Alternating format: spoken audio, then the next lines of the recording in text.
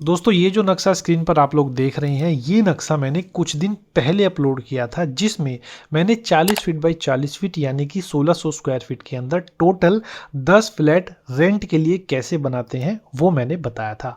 और मज़े की बात यह है कि ये वाला नक्शा लोगों को बहुत ही ज़्यादा पसंद आया है। अब लोगों की एक और डिमांड आई है कि इसी तरह का एक और दी बेस्ट नक्शा लेकर के आइए। तो दोस्तों मैंने आप लोगों की रिक्वायरमेंट पर 40 बाई 40 के अंदर एक और बेस्ट नक्शा बनाया है। अब वो कैसे बनाया है, क्या है, आइए दिखाते हैं। नमस्कार दोस्तों, फ्रेंड्स वीडियो को यहीं बंद कर देना अगर आप लोग वीडियो स्किप करके देखने वाले हो। स्पेशली ये बात मैं उन दो लोगों को बोल रहा हूं जो एक तो इंजीनियरिंग के स्टूडेंट्स हमारी वीडियो देख रहे हैं और स्पेशली जो मकान मालिक हैं वो, क्योंकि उन दोनों के लिए आज बहुत ही इंपॉर्टेंट टिप्स मैं यहाँ पर बताने वाला हूँ। क्या है, कैसे है, आइए समझते हैं। सबसे पहले प्लॉट की डिटेल्स। ठीक है जी, देखो प्लॉट का साइज है यहाँ पर ये 50 फीट बाई 70 फीट यानी कि टोटल 3500 स्क्वायर फीट का टोटल प्लॉट हो गया। क्लियर है।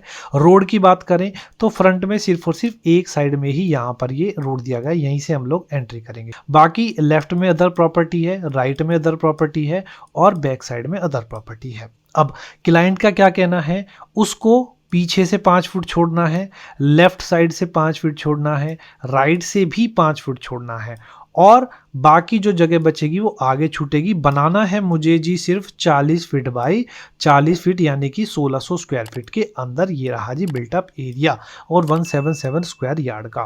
पिछली वाली वीडियो में लोगों ने सवाल पूछा था कि आप चारों साइड में विंडोज कैसे दे देते हो। आज के टाइम में तो सिर्फ एक ही साइड रोड देना पॉसिबल नहीं हो पाता है, आप चारों साइड विंडो दे देते हो। तो दोस्तों मैं इसलिए चारों साइड विंडो दे देता हूं क्योंकि प्लॉट साइज ही क्लाइंट का बड़ा होता है। क्लियर हो गया यहां तक।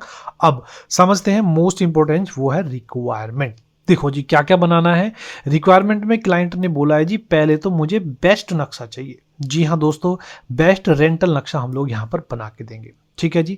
अब रिक्वायरमेंट में क्या है, देखो सबसे पहले ग्राउंड फ्लोर पर चलते हैं। क्लाइंट ने क्या मांगा है जी, मुझे 2 फ्लैट चाहिए जो कि 3 BHK रेंटल फ्लैट होने चाहिए। ठीक है जी।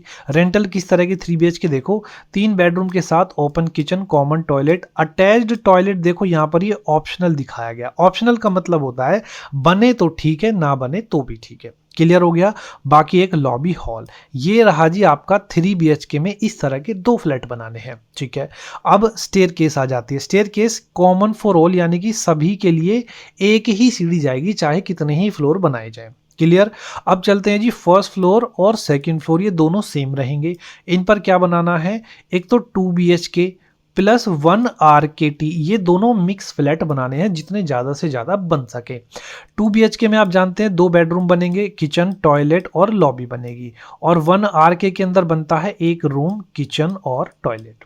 ठीक है जी। अब चलते हैं हम लोग थर्ड फ्लोर पे। ये लीजिए third floor, most important requirement, ध्यान से समझिए।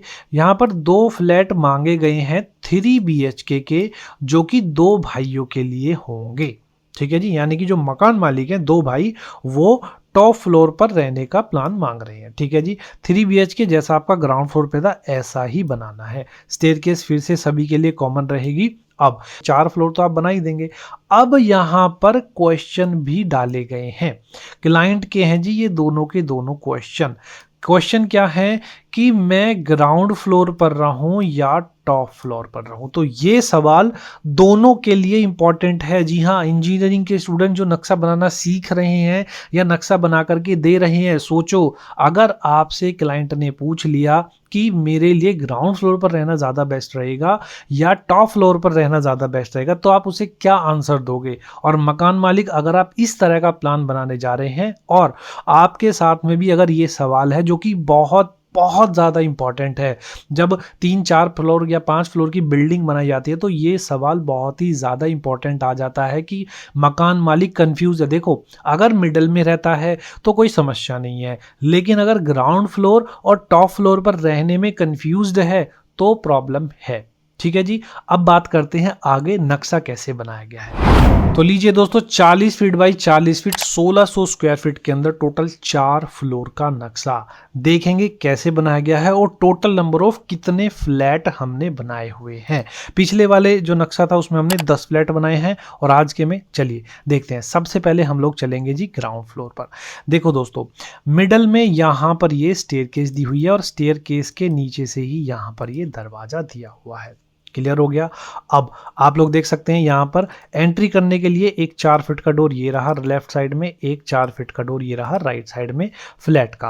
अब हमने क्या किया हुआ है, बीच में यहाँ पर एक 9 इंची की मिडल वॉल डाल दी है। उसके बाद एक फ्लैट आपका ये आ जाता है यहाँ पर इस तरह से और एक फ्लैट आपका ये आ जाता है 3 BHK जैसी क्लाइंट की रिक्वायरमेंट थी, जिसमें यहाँ से जैसे ही दोस्तों आप लोग एंटर करते ही देखो ये आपको लॉबी हॉल मिल जाता है। साइज देखो यार 13 फीट बाई 12 फीट 9 इंची समथिंग का है, जिसमें देखो क्लाइंट ने तीनों बेडरूम ले लिए। एक बेडरूम तो ये रहा और बैक साइड में 2 बेडरूम यहाँ पर ये आ गए।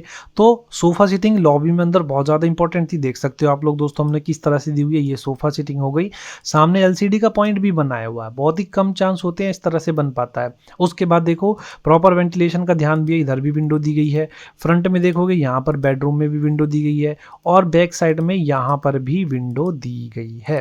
क्लियर हो गया। उसके बाद देखो दोनों रूम का साइज 9 फीट 3 इंच बाई 13, इसका भी सेम साइज है। देखो अलमीरा भी सेपरेट दी गई है। उसके बाद यहाँ पर एक सवाल डालूंगा मैं, देखो ये 13 फीट का रूम का साइज ही मैंने क्यों लिया हुआ है समझा देता हूँ। देखो 9 फीट 3 इंच यहाँ से यहाँ तक है ये और 13 फीट ऐसे यहाँ से यहाँ तक है। क्लियर हो गया। अब जब ये 2 फीट आपका माइनस होगा तो आपके पास यहाँ से लेके यहाँ तक ये 11 फीट बचेगा। क्लियर है साइज। अगर मैं पहले ही उसको 9 फीट या 10 फीट कर दूंगा और 2 फीट उसमें से अलमीरा का जाएगा तो दोस्तों रूम का साइज और भी छोटा हो जाएगा। आई थिंक मुझे लगता है आप लोग मेरी बात समझ रहे होंगे। दोस्तों जानकारी मैं बहुत ही बढ़िया दे रहा हूँ। वीडियो लाइक कमेंट और अपने दोस्तों के साथ शेयर ज़रूर करना दोस्तों। और एक चीज़ यहाँ पर और बताना चाहूँगा, आप चाहे मकान मालिक हैं चाहे कॉन्ट्रैक्टर हैं, अगर अपना मकान बनाने जा रहे हो तो बिना एग्रीमेंट के आगे मत बढ़ना किसी भी मकान मालिक या कॉन्ट्रैक्टर के साथ, वरना झगड़े होते ही होते हैं। मैं अभी तक 4-5 वीडियो से ज़्यादा डाल चुका हूँ एग्रीमेंट की, आप लोग जा करके डाउनलोड कर सकते हो। PDF चाहिए, वर्ड चाहिए, इंग्लिश हिंदी गुजराती जिस भी भाषा में चाहिए जा करके डाउनलोड कर लेना। नहीं मिली है फाइल, मेरा नंबर सामने है, मुझे कॉन्टेक्ट कर लेना, मेरे से ले लेना। ठीक है जी। अब चलते हैं दोस्तों हम लोग आगे की तरफ। यहाँ पर देखो लॉबी के बराबर में 6 बाई 8 की यहाँ पर एक किचन मिल जाती है, जिसका वेंटिलेशन आपका ये स्टेयर के साइड में हो जाएगा दोनों का। ठीक है जी। यहाँ पर आपको 4 फीट 6 इंच बाई 7 फीट का एक कॉमन टॉयलेट मिल जाता है और ऑप्शनल में जो था कि टॉयलेट अटैच बने या ना बने, तो यहाँ पर देखो ये बाथ दे दिया गया है नहाने के लिए। क्लियर है जी। अब जैसा दोस्तों लेफ्ट साइड में आपका ये फ्लैट है, एज इट इज ये राइट साइड में भी फ्लैट है। आई थिंक इसको समझाने की जरूरत नहीं है। चलो 3 फ्लैट दोस्तों आपको मिल जाते हैं 2 फ्लैट मिल जाते हैं ग्राउंड फ्लोर पर।